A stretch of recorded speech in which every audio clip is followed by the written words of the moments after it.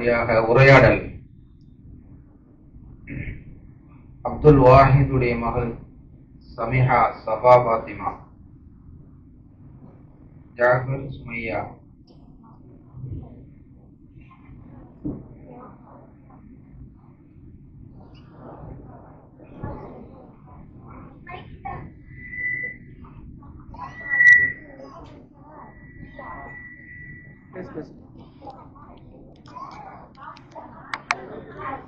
Assalamualaikum warahmatullahi wabarakatuh. Hi Fatima, how are you? Assalamualaikum Sumaya. Alhamdulillah, நீ எப்படி இருக்க? I am fine. ஆமா, நீ எங்க போற? நான் மதரசாவுக்கு போறேன். அவா பின்ன என்ன?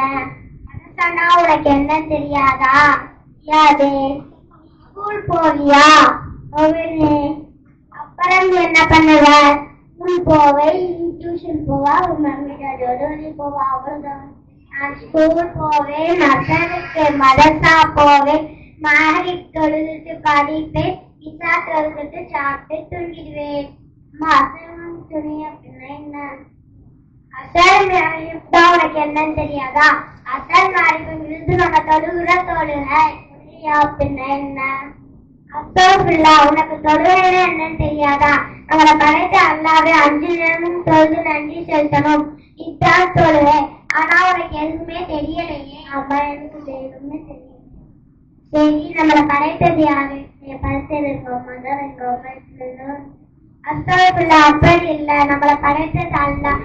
அல்லாஹ் நம்மளுக்காக தான் இந்த உலகத்தையே படைத்தான். அவனுக்கு நம்ம 5 நேரமும் தொழுது நன்றி செலுத்தணும், இல்லைன்னா நம்ம நரகத்துக்கு போவோம். நரகமா அப்படின்னா என்ன?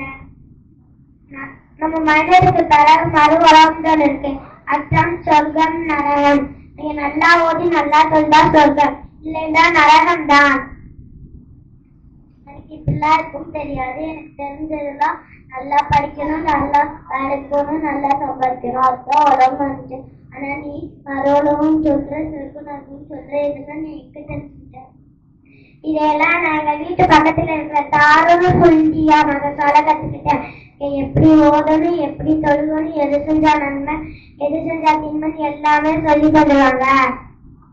இன்னமும் அசாவுக்கே எல்லாம் தெரிஞ்சுக்கிறேன். இன்ஷால்லா நீ மட்டும் இல்ல, உன்ன மாதிரி நிறைய பேர் மார்க்க கல்வி தெரியாம இருக்கா. அவங்களும் அவங்க வீட்டு பக்கத்துல இருக்கிற மசாவை தெரிஞ்சுக்கணும். அதுக்கெல்லாம் கிருபை செய்வானாங்க. ஆமீன். அஸ்ஸலாமு அலைக்கும் வரஹ்மத்துல்லாஹி வபரகாத்துஹு.